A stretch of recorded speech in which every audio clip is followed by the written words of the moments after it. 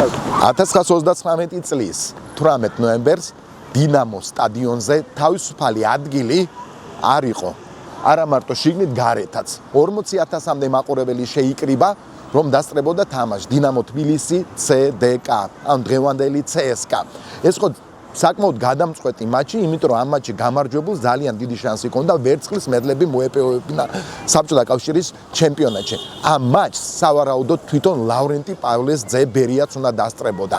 მატჩი თავდაპირველად ჩაფიქრებული იყო, რომ უნდა გამართულიყო ბათუმში, მაგრამ რიგი მიზეზების გამო, შესაძლოა იმის გამო, რომ ბერიას არ უნდოდა ბათუმში მაინც და მაინც იქითკენ ჩასვლა, თბილისში გამართულა 15:00 საათი.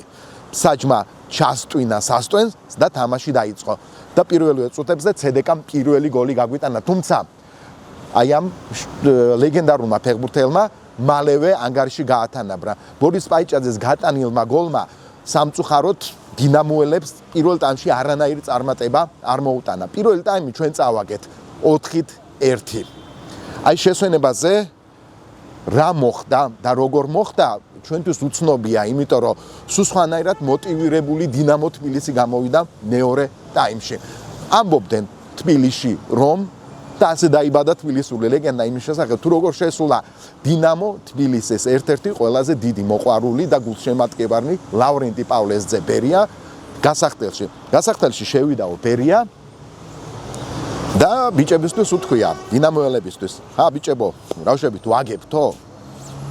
კიო პავლოვიჩო, სამწუხაროდ ვაგებთო, ძალიან ძლიერი გუნდი არისო. თან ფედოტოვი თამაშობდა იმ გუნდში და კაპელნიკი, ესეთი ლეგენდარული ფეხბურთელები. ვაგებთო, რა ვქნათო, ძლიერი ფეხბურთელები არიანო.